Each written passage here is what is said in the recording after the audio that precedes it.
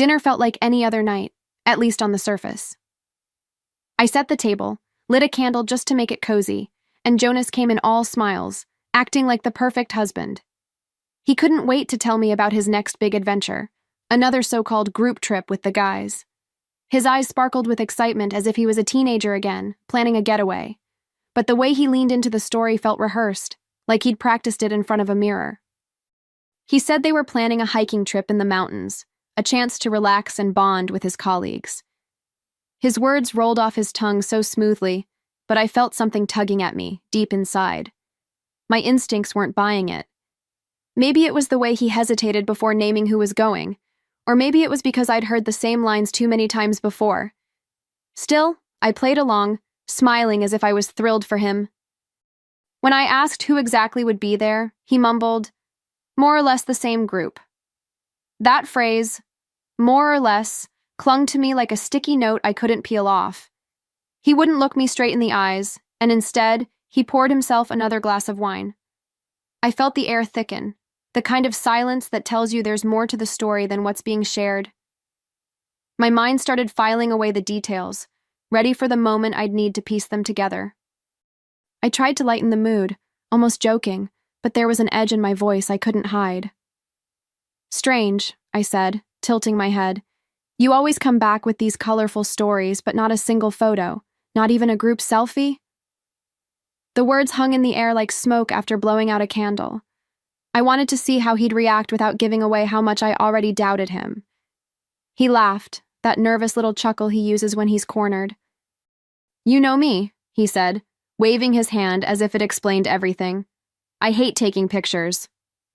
But that didn't fit. I remembered how he'd once filled his phone with photos of a barbecue, snapping every silly moment. So why would he suddenly despise photos when it came to these trips? My stomach twisted. The logic just didn't add up. Inside, my doubts grew louder, but outside I smiled, playing the part of the supportive wife. I let the conversation move on, but I stored his words carefully in the back of my mind. My instincts were warning me. Something about these trips wasn't real. And deep down, I knew it was only a matter of time before the cracks in his stories widened into something I couldn't ignore. As I cleared the plates, my mind wouldn't quiet down. His smile, his easy excuses, they felt like pieces of a puzzle that didn't fit. I remembered past trips, the way he'd return with rehearsed tales, but never with the tired glow of someone who'd hiked mountains or camped under stars. It was as if he carried only the performance of a story, not the reality of one. That night, as we sat on the couch, I studied him closely. The way he avoided my eyes, the way he quickly changed the subject whenever I circled back to details. It only fueled the storm building inside me. I laughed at his jokes, leaned into his shoulder, but every move I made was calculated. If he thought I was gullible, he was sorely mistaken. Still, I needed more than gut feelings. Instincts were powerful, yes, but evidence was unshakable. And as much as I wanted to press him harder, I knew timing was everything. I decided to wait, to listen, to collect every inconsistency like breadcrumbs leading me somewhere darker. My doubts had already taken root, and I was ready to see where they would lead me next. A few days later, I was folding laundry in the quiet of the afternoon, the hum of the dryer filling the room. That's when I caught it, a faint but unmistakable scent on one of Jonas's shirts. It wasn't detergent, it wasn't cologne, and it certainly wasn't mine. It was perfume, light and sweet, clinging stubbornly to the fabric like it belonged there. My hands froze mid-fold, and for a moment, the world tilted. I pressed the shirt closer, inhaling again, hoping I was wrong. But no, the scent was real, and it wasn't accidental. I could feel my chest tighten, my heartbeat rising like a drum echoing through my ears. Memories of his smiling face at dinner flashed back, and suddenly, every one of his so-called group trips replayed in my mind like a reel of lies. This wasn't paranoia anymore. It was proof, subtle but undeniable. That evening, I decided to test him, gently, carefully. Over dinner, I set down my fork and looked across the table with a calm I barely felt inside. "Your shirt smelled different this time," I said, my tone even. Almost like a woman's perfume. The way his face shifted, just for a split second, told me more than words ever could. Jonas didn't miss a beat. He leaned back in his chair, waving off my words with a forced laugh. "Oh, maybe from the hotel maid?" he said, his tone too casual, too quick. "You're overthinking again, Angelina." The way he tossed out that excuse, like it was nothing, only deepened the hollow in my chest. He wanted me to believe it was a fluke, a meaningless accident. I nodded slowly, keeping my expression neutral, but inside my mind was spinning. If he thought brushing me off would make me drop it, he didn't know me as well as he thought. I'd been down this road before, the gaslighting, the subtle ways he tried to make me doubt myself. But this time, I wasn't going to swallow the story whole. This time, I would hold on to that perfume like a piece of evidence in a trial. Then, almost too calmly, I added, "Right, just like how I'm overthinking the fact that none of your colleagues' wives ever mention these trips." My voice was smooth, but the sharpness was there, tucked beneath the surface. He froze for a moment, eyes flickering, before shaking his head and forcing another laugh. But that pause, that hesitation, was all the confirmation I needed. He brushed it off quickly, reaching for his glass of water like nothing had happened. But I saw the flicker in his eyes, the way his jaw tightened before he forced himself to relax. That tiny crack in his armor told me everything. There was something he didn't want me to see. And if he thought I'd let it go, he was underestimating me in the worst way. I smiled faintly, pushing my food around my plate, all the while building my plan. I wouldn't scream. I wouldn't accuse. Not yet. That was exactly what he expected. Instead, I'd let him think he'd won this round, that his charm and dismissive tone had calmed me. But inside, I was sharper than ever, already preparing my next move. That night, lying in bed beside him, I stared at the ceiling while he snored peacefully. He slept like a man who believed his secrets were safe, but I knew better. My instincts were screaming, and my resolve had hardened. I needed proof, something undeniable, something he couldn't twist into another excuse. And soon enough, I would have it. The next morning, I sat with my coffee, scrolling through my phone, my mind already buzzing with questions. If Jonas's trips were real, there had to be some trace. Colleagues talking, pictures shared, something. But every search came up empty, and that only fueled my suspicion. Finally, I decided to be bold. I messaged one of his colleagues on social media, keeping my tone casual, as if I were just making small talk. "Hey," I typed. "Hope you're doing well. Just curious.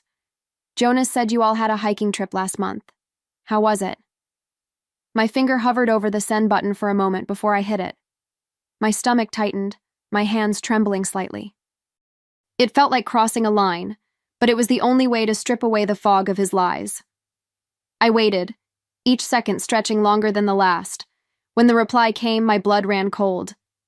"Hiking trip? We haven't done one in years. Last month, I didn't go anywhere." I stared at the screen, my heart pounding so hard I could hear it in my ears. The words glared back at me, undeniable, irrefutable. Jonas hadn't just been hiding details. He had fabricated everything. Every trip, every story, every excuse. And suddenly, I realized just how deep his deception ran. I read the message again, hoping I'd misinterpreted it, but the truth was staring me in the face. There had been no trips, no colleagues bonding in the mountains. All those nights I'd kissed him goodbye, wishing him a safe journey. He had been with someone else. My stomach churned, and I gripped my phone so tightly my knuckles turned white. I felt betrayed, but also strangely calm, because now I had the first piece of undeniable proof. Still, I needed more. I couldn't confront him with only a message. He'd twist it, call it a misunderstanding, claim his colleague forgot. No, I wanted evidence that would leave him speechless. So I pulled up our bank's online statement, scrolling through line after line until something caught my eye. A luxury resort charge. Not once, but twice, each time on the exact weekends of his supposed group trips. My breath caught as I clicked into the details. Dinner receipts, spa services, a double occupancy suite. It wasn't the life of a man hiking mountains with friends. It was a romantic getaway carefully hidden behind a curtain of lies.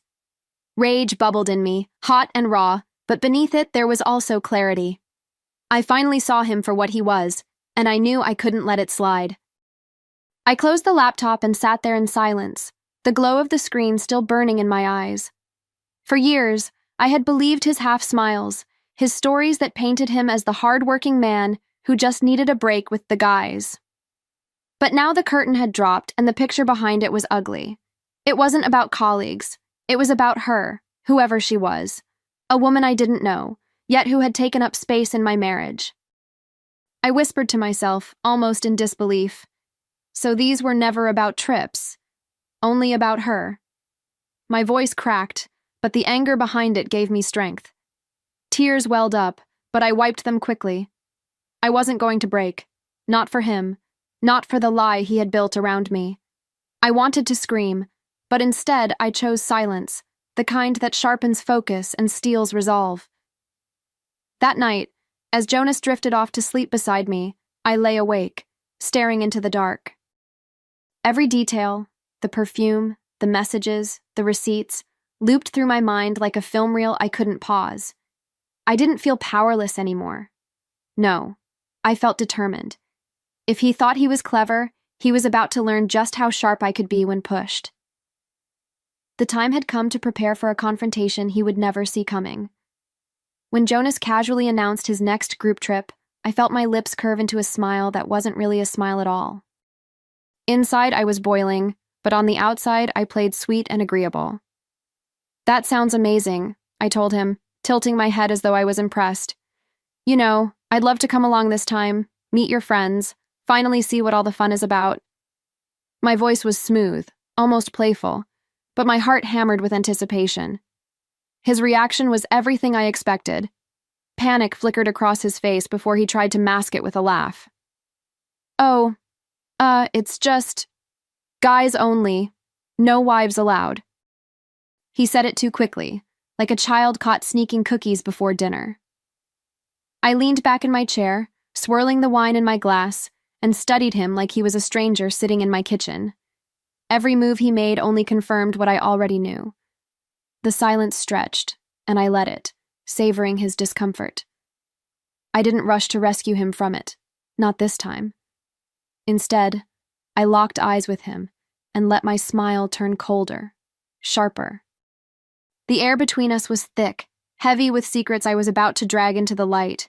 He had spun his last story, and I was ready to unravel every thread. I set my glass down carefully, the sound of it touching the table louder than I expected. "Funny," I said, my voice steady, "because I spoke to John. He told me there haven't been any trips at all."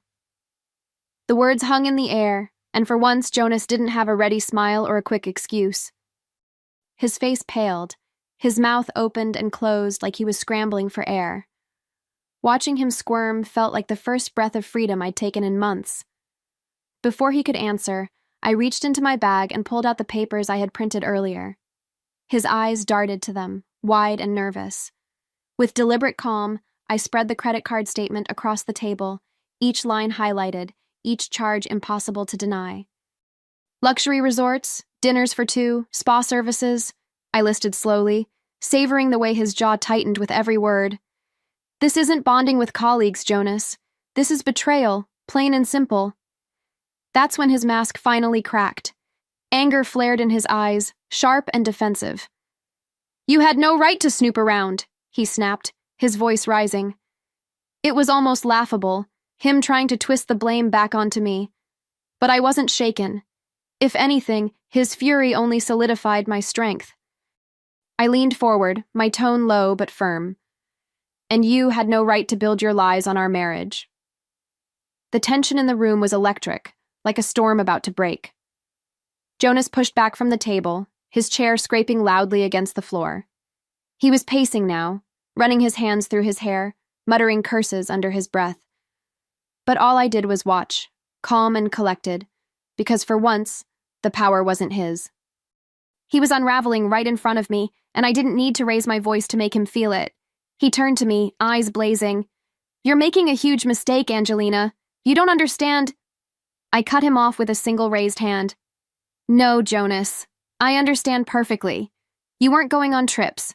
You were going on vacations with her, and while you thought you were clever enough to keep me in the dark, you forgot one thing. Lies always leave a trail. My words sliced through the room, each one landing like a verdict he couldn't escape. For a moment, silence swallowed us. He stood there, fists clenched, lips pressed tight, but he had nothing left to say. I picked up the statements, slid them back into my bag, and stood tall. "This ends now," I told him, my voice strong, final. I didn't shout. I didn't cry. I simply left the words hanging between us like a closing door, knowing the next step would be mine, and mine alone. I wasn't going to slip quietly out of his life, not after everything he had done. If Jonas thought he could betray me in the shadows, I would drag his lies into the light. So, I gathered every piece of proof, the statements, the messages, the receipts, and kept them ready. This wasn't just about me anymore. It was about exposing him for who he really was. For too long, his family had praised him as the loyal husband, the perfect man. They deserved to see the truth. The opportunity came sooner than I expected. A family gathering, the kind where everyone laughed, clinked glasses, and spoke about Jonas with glowing admiration. My heart pounded as I watched him work the room, smiling and shaking hands as if he had nothing to hide, but I held steady, waiting for the right moment. I wanted every eye on him when his mask finally shattered. When the conversation turned to his next trip, I seized it. I stood, my hands steady even as my chest burned with adrenaline. "Here's what Jonas calls his group trips," I said, pulling out the papers. Gasps rippled through the room as I laid the truth bare. Resorts, dinners, lies. Every detail that stripped him of the image he had worked so hard to build. His face drained of color, and for the first time, he looked small. The room fell silent, forks frozen in midair, wine glasses hovering just shy of lips. All eyes turned to Jonas, and I could almost hear the weight of their judgment pressing down on him. His mother covered her mouth with a trembling hand, his brother's brow furrowed in disbelief, and the cousins whispered like a current running through the table. Jonas shifted uncomfortably, his voice barely above a whisper. "Angelina, stop this." I turned to him slowly, letting the tension stretch until the silence screamed louder than words. "No, Jonas," I said, my tone calm but unyielding. "You stopped this when you chose her over me. You lied to all of us, and they deserve to know the man behind the stories." My voice didn't shake, not once. It rang clear, like a bell cutting through the fog, impossible to ignore. Jonas reached for me then, his fingers twitching like he wanted to snatch the papers away, but he didn't dare. He knew there was no escaping what I'd just unleashed. I watched him crumble under the stares of his family, his shoulders slumping as if the air had been pulled out of him. And for the first time in a long time, I felt powerful, not vindictive, but free. He sat back down slowly, his eyes darting from one family member to the next, searching for an ally he would never find. Whispers grew louder, questions flew across the table, and his once proud image crumbled right before their eyes. I didn't need to shout or cry. The evidence spoke louder than anything I could ever say. The man they thought they knew was gone, replaced by the liar I had unmasked. Jonas's hands shook as he tried to form words, but nothing came. He stammered. "It's not what it looks like." The excuse fell flat, a fragile attempt to rewrite reality when the proof was sitting in front of everyone. I stood tall, collecting the papers, my heart steady. This wasn't about revenge for its own sake. It was about reclaiming the truth he had stolen from me with every lie. As I left the table, I felt every eye follow me, but I didn't flinch. I had done what I came to do. I had pulled the mask from his face in the one place he thought he was untouchable. He was left with nothing but shame, and I walked away with my head high, knowing that his lies would never again hold me hostage. My revenge was complete, but my story was only beginning. Months later, I barely recognized the woman I had become. The shadows of doubt and betrayal that once weighed me down had lifted, replaced by a lightness I hadn't felt in years. I was free. Free of his lies, free of the endless waiting for trips that never existed, free of the constant second-guessing. Instead of mourning what I'd lost, I poured myself into what I'd always dreamed of, opening my own travel agency. There was something poetic about it, really. While Jonas had fed me stories of imaginary adventures, I now built real ones, trips that brought joy, laughter, and connection to people who truly wanted them. My little agency became more than a business. It became my declaration of independence, proof that I didn't need him or his fabricated world to feel alive. I had reclaimed my own story. I woke each day with a sense of purpose, the smell of coffee filling my kitchen as I planned itineraries for clients who trusted me. No secrets, no lies, just honesty and excitement. And every time I stamped a brochure or clicked confirm on a booking, I felt like I was stitching myself back together, piece by piece. Jonas had taken years from me, but he couldn't take my future. One afternoon, while running errands, I pushed my cart down the supermarket aisle, and there he was, Jonas. I almost didn't recognize him at first. His shoulders slumped, his eyes tired, his clothes wrinkled as though life had pressed down hard on him. For a moment, our eyes met, and I saw the flicker of something I hadn't seen before. Regret. Pure, unfiltered regret. He approached slowly, almost cautiously, like a man stepping into unfamiliar territory. "Angelina," he said, his voice low and heavy. "I made a mistake. I miss us." Hearing those words felt strange, like listening to an echo from a past life. Once, they would have broken me, maybe even pulled me back into his orbit. But now, they sounded hollow, too little and far too late. I took a deep breath, feeling a calm strength settle over me. There was no anger, no bitterness, just clarity. I looked him in the eye and spoke the truth he could never erase. "The only mistake was me believing your stories. I don't need your fake trips anymore. I'm on a real journey now." The words left my lips like a closing chapter, final and unshakable. I left him standing there in the aisle, surrounded by shelves of canned goods and fluorescent lights that made him look even smaller. My cart rolled forward, steady and sure, while behind me he remained frozen in the ruins of his own choices. For once, I didn't look back. I didn't need to. His chapter in my life was closed, and the ending belonged entirely to me. As I stepped outside, the sun hit my face, warm and reassuring. I felt lighter, as though I had shed not just him, but the weight of years filled with suspicion and lies. The air smelled fresher, the sky seemed wider, and I realized I was no longer defined by what he had done to me. I was defined by what I had chosen to do for myself. Freedom wasn't just leaving him. It was stepping boldly into a life I had built with my own two hands. A life filled with truth, with courage, with real journeys that I controlled. And as I drove away, I smiled to myself, certain of one thing. Jonas could keep his regrets. I had already claimed my revenge, and I was finally living the life I deserved.